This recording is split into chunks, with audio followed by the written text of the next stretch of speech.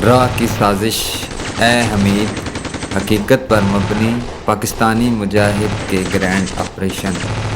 ऊँट वाला देहाती अपनी बोली में बोला, आज सारा दिन चलेंगे, रात जुंजानी में गुजारेंगे, दूसरे दिन चलेंगे, दूसरी रात डेरोगढ़ में आएगी, तीसरे दिन पहुँचेंगे रेवाड़ी रात को। मैं परेशान हो गया। मैं इतना लंबा सफ़र ऊँट पर तय नहीं कर सकता था। वैसे भी जिन जगहों के इसने नाम लिए थे वहाँ पुलिस की नाकाबंदी ज़रूर होगी। मैं किसी मुसीबत में फंस सकता था। मैंने उसे कहा, महाराज तुम मुझे जंजानी पहुँचा दो, वहाँ से मैं किसी लारी में बैठकर रेवाड़ी चला जाऊँगा। जैसे तुम्हारी मर्जी महाराज। ऊँट वाला खामोश हो गया। ऊँट अपनी सुस्त रफ्तार के साथ सहरा में चलता गया। सूरज निकल आने की वजह से गर्मी हो गई थी। मेरी सिखों वाली पगड़ी और दाढ़ी की वजह से मुझे ज़्यादा गर्मी लगने लगी थी, मगर मुझे ये तकलीफ़ बर्दाश्त करनी ही थी, क्योंकि असल में मैं सहरा में भटक गया था और अब मेरा जुंजानी पहुंचना ज़रूरी था। इतना मुझे मालूम था कि डेरों से रेवाड़ी तक रेल गाड़ी जाती है और जुंजानी से मुझे डेरों तक के लिए कोई ना कोई लारी मिल सकती थी। रास्ते में एक जगह दरख्तों का एक झुंड आया। ये कैरी की किस्म के दरख्त थे। यहाँ ऊँट वाले ने ऊँट को बैठा दिया। मैं उतर पड़ा। यकीन करें, मैं कमांडो ट्रेनिंग के बाद बड़ा सख्त जान हो गया हुआ था, मगर ऊँट की सवारी ने मेरे जिस्म के सारे पेच हिला कर रख दिए थे। यहाँ रेत में एक छोटा सा चश्मा भी बह रहा था। ऊँट वाले ने पोटली खोली। उसमें से गुड़ और मक्की की रोटियां थी। उसने एक रोटी और गुड़ मुझे भी दिया। उस रोटी का बहुत मज़ा आया। यहाँ 1 घंटा आराम करने के बाद फिर हमारा सफ़र शुरू हो गया। किसी ना किसी तरह शाम होने के कुछ देर बाद जुंजानी पहुँच गए। मैंने ऊँट वाले का शुक्रिया अदा किया। मेरे पास पैसे मौजूद थे। मैंने उसे पैसे देने की कोशिश की, मगर उस नेक दिल इंसान ने ना लिए। जुंजानी एक छोटा सा कस्बा था। बिजली मौजूद थी। मालूम हुआ कि रात को वहाँ से कोई लारी डेरोगढ़ नहीं जाती, सुबह मिलेगी। मैंने सोचा कि लारी अड्डे पर ही रात बसर करनी चाहिए। वहाँ आया तो कहीं दूसरे मुसाफिर भी वहाँ पड़े थे। मैंने अच्छी तरह से माहौल का जायज़ा लिया। यहाँ मुझे पुलिस का कोई आदमी नज़र ना आया। लोगों को रामगढ़ के एटमी सेंटर के धमाके के बारे में कुछ पता नहीं था। रात किसी न किसी तरह गुजर गई। सुबह के वक्त एक लारी पीछे किसी शहर से आई। उसके ड्राइवर और सवारियों ने बताया कि रामगढ़ में बम फटा है, एक सरकारी दफ्तर उड़ गया है। ये खबर सुनकर मुझे इत्मीनान हो गया कि मेरी मेहनत रायगा नहीं गई। लोग आपस में बातें करने लगे। कोई कहता ये कश्मीरी मुजाहिद का काम है, कोई कहता कि ये धमाका कांग्रेस के मुखालिफ जमात ने कराया। एक मुसाफिर बोला, महाराज अब तो हर जगह धमाके होते हैं, कुछ पता नहीं चलता कौन धमाका कराता है कौन नहीं कराता। ड्राइवर कुर्सी पर बैठा नाश्ता कर रहा था। मैं भी उसके करीब आकर बैठ गया। मैंने पूछा, महाराज जी ये कौन सा सरकारी दफ्तर था जहां बम फटा? वो कहने लगा, मालूम नहीं, लोग कहते हैं कि कोई सरकारी दफ्तर था, भगवान जाने कैसा बम था। कहते हैं 2 पहाड़ियां भी साथ ही उड़ गई। मैंने हाथ बांधकर आसमान की तरफ देखते हुए कहा, ऐ सच्चे बादशाह तू अपनी कृपा करना। फिर मैंने मज़ीद सुराख रसाई करते हुए ड्राइवर से कहा, महाराज हमारी पुलिस का वहाँ कोई आदमी ना था। पुलिस को हमारी सरकार ने किस लिए भर्ती किया हुआ है। ड्राइवर सिगरेट लगाते हुए कहने लगा, सरदार जी पुलिस तो अब खबरदार हुई है। रास्ते में जगह जगह नाकाबंदी की हुई थी। अब क्या होना है, जो होना था वो तो हो गया, पर मैं तो कहता हूँ कि ये ज़रूर कश्मीर के कमांडो का काम है। इसका मतलब था कि जुंजानी से आगे डेरागढ़ तक भी रास्ते में पुलिस की चेक पोस्टें ज़रूर होगी, मगर मेरा जाना ज़रूरी था। इस खतरे से तो मुझे हर हालत में गुजरना ही था। कोई 1 घंटे बाद लारी डेरोगढ़ की तरफ जा रही थी। वहाँ से किसी दूसरे शहर की तरफ जाना भी इतना ही खतरनाक था।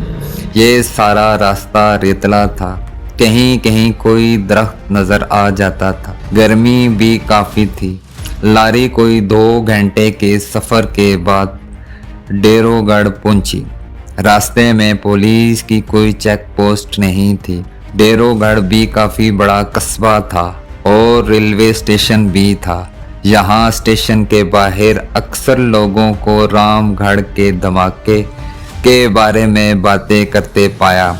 लोग खौफज़दा थे। इससे पहले फौजी असले की ट्रेन और द्वारका का फौजी असले का किला धमाकों की नज़र हो चुका था।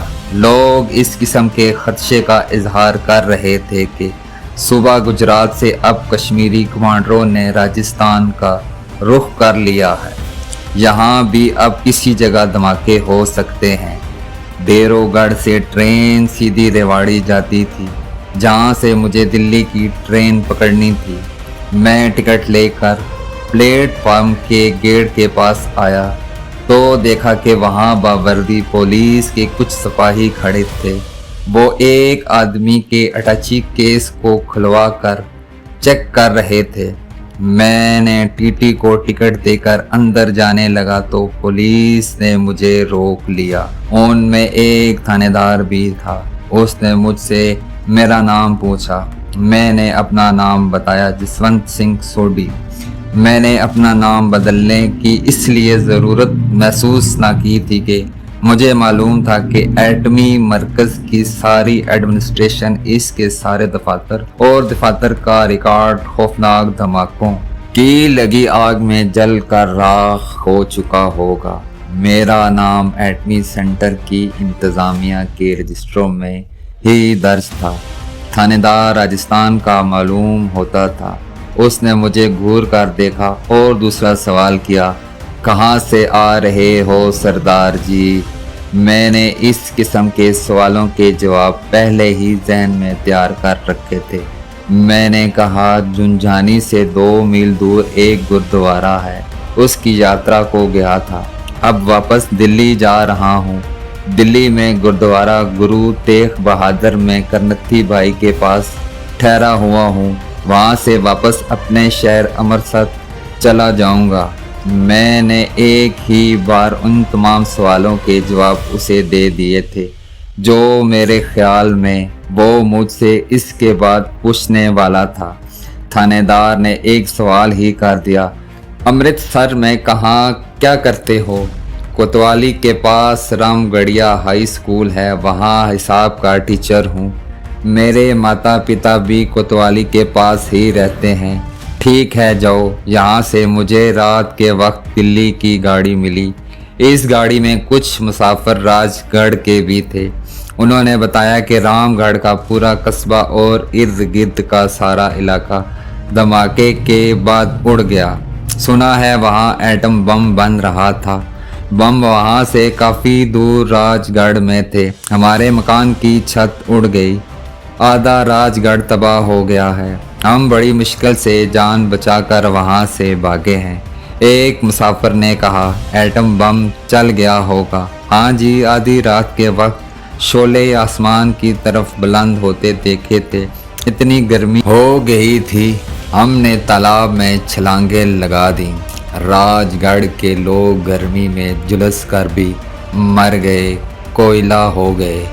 इसमें कुछ न कुछ मुबालगा ज़रूर था। گرمی سے مجھے خیال آیا کہ ہو سکتا ہے کہ ایٹمی مرکز میں معمولی سی مقدار میں افزودہ پلوٹونیم موجود ہو جس نے پھٹ کر گرمی کی شدت میں اضافہ کر دیا ہو۔ ایسی بات ہوئی یا نہ ہوئی ہو، لیکن ایسا ضرور ہوا تھا کہ اس ایٹمی مرکز کا ایٹمی پلانٹ ریسرچ لیبارٹری اور سارا پلوٹونیم شعلے بن کر اڑ گیا تھا۔ اس واقعہ سے بھارتی حکومت جو ایٹمی میزائل اور پلوٹونیم وار ہیڈ اسلحہ کی ابتدائی تیاریاں کر رہی تھی، وہ 5 سے 10 سال تک پیچھے جا پڑی تھی، اور ہم یہی چاہتے تھے۔ رات کے پچھلے پہر ٹرین نے مجھے ریواڑی پہنچایا۔ یہاں ہر کسی کی زبان پر ایٹمی دھماکے کا ذکر تھا اور لوگوں میں کافی خوف و ہراس پایا جاتا تھا۔ کچھ لوگوں نے مجھے یہ کہتے بھی سنا کہ بھارت نے جو ایٹم بم بنایا ہوا تھا وہ پھٹ گیا اور سارا راجستھان تباہ ہو گیا۔ ریواڑی کے ریلوے اسٹیشن پر پولیس کی بھاری تعداد موجود تھی اور مسافروں کے سامان چیکنگ ہو رہی تھی۔ میرے پاس کوئی سامان نہیں تھا۔ دلی والی ٹرین کو کوئی 1 گھنٹے بعد روانہ ہونے والی تھی۔ میں پلیٹ فارم پر کھڑے ایک خالی ڈبے میں جا کر لیٹ گیا۔ ظاہر یہ کیا کہ مسافر ہوں اور ڈبہ خالی دیکھ کر وہاں سونے آ گیا ہوں۔ تھوڑی دیر گزری ہوگی کہ ڈبے کا دھچکا لگا۔ میں نے اٹھ کر کھڑکی میں سے باہر دیکھا۔ ڈبے کے ساتھ ایک شفٹ کرتا انجن آ کر لگ گیا تھا اور اب اسے کھینچ کر پلیٹ فارم سے لے جانے والا تھا۔ میں جلدی سے اتر کر سامنے پلیٹ فارم کے لوہے کے ستون کے پاس آ کر کھڑا ہو گیا۔ قریب ہی چھوٹا سا کھوکھا تھا جہاں دلی اور جے پور میں چھپے ہوئے ہندی اردو کے اخبار پڑے تھے۔ میں اردو کا اخبار اٹھا کر پڑھنے لگا۔ اس پر رام گڑھ کے دھماکے کی خبر جلی حروف میں چھپی ہوئی تھی۔ میں نے اخبار خرید لیا اور ایک طرف بیٹھا ساری خبر پڑھ ڈالی۔ اس خبر پر صاف لکھا تھا کہ گورنمنٹ نے اصلی نقصان ظاہر نہیں ہونے دیا۔ خبر میں صرف یہی بتایا گیا تھا کہ رام گڑھ کے معدنیات کے ریسرچ سینٹر میں کسی کشمیری کمانڈر نے بم رکھ دیا تھا جو پھٹ گیا، جس سے عمارت کو شدید نقصان پہنچا اور آگ لگ گئی۔ 2 آدمی ہلاک ہو گئے اور 4 زخمی ہوئے۔ یہ سراسر جھوٹی خبر تھی۔ بھارتی حکومت نے اصل خبر کو چھپا لیا تھا۔ حکومت اصلی خبر شائع کروا نہیں سکتی تھی، لیکن لوگوں کی زبانی مجھے معلوم ہو گئی تھی اور خود میں نے صحرا میں رات کو ایٹمی سینٹر کے شعلے آسمان کی طرف بلند ہوتے دیکھے تھے۔ میں دوسرے روز دلی پہنچ گیا۔ یہاں بھی اخباروں میں ایٹمی سینٹر کی تباہی کی خبریں چھپی ہوئی تھی۔ میں اسٹیشن سے سیدھا بستی نظام الدین پہنچا۔ وہاں درگاہ شریف کے گیٹ کے قریب پبلک ٹیلی فون بوتھ سے گل خان کو فون کیا۔ اسے بتایا کہ میں آ گیا ہوں۔ گل خان نے کوڈ الفاظ میں کہا، تم دسترخوان بچھاؤ، میں کھانا لے کر آ رہا ہوں۔ اس کا مطلب تھا کہ تم پرانے گھر پہنچو، میں آ رہا ہوں۔ میں مغل شہزادے کی خانقاہ کی دیوار کے قریب سے ہوتا ہوا پرانے مکان پر آ گیا۔ مغل شہزادے کی قبر کے قریب سے گزرتے ہوئے مجھے پھر خیال آیا کہ مغل شہزادے کی روح نے مجھے کہہ رکھا ہے کہ مجھ پر ان قریب کوئی آفت نازل ہونے والی ہے، مجھے ہوشیار رہنا چاہیے۔ مجھے ایک بار پھر سوچنے پر مجبور کیا کہ یہ آفت کس قسم کی ہو سکتی ہے۔ ایک آفت سے تو میں کامیاب و کامران نکل کر آ رہا تھا۔ میرا کمانڈو مشن بڑی کامیابی سے مکمل ہو گیا تھا۔ مجھے مکان میں بیٹھے تھوڑی دیر گزری ہوگی کہ گل خان اپنے ساتھ پروفیسر جمشید کو لے کر آ گیا۔ آپ لوگوں کو میں بتاتا چلوں کہ یہ دونوں انڈین نیشنل تھے، یعنی بھارت کے شہری تھے، مسلمان تھے اور اسلام اور پاکستان کے لیے دل میں محبت کا بے پناہ جذبہ رکھتے تھے۔ انہوں نے اپنے آپ کو کشمیر اور اسلام کی خدمت کے لیے وقف کر رکھا تھا۔ یہ نہ تو پاکستان کے جاسوس تھے اور نہ ہی کسی اور ملک نے انڈیا میں جاسوسی کرنے پر مجبور کیا تھا۔ یہ صرف پاکستان اور اسلام کی سربلندی اور استحکام اور کشمیر کی آزادی کی خاطر اپنے طریقے سے جہاد کر رہے تھے۔ یہ دلی میں میرے ماسٹر سپاہی تھے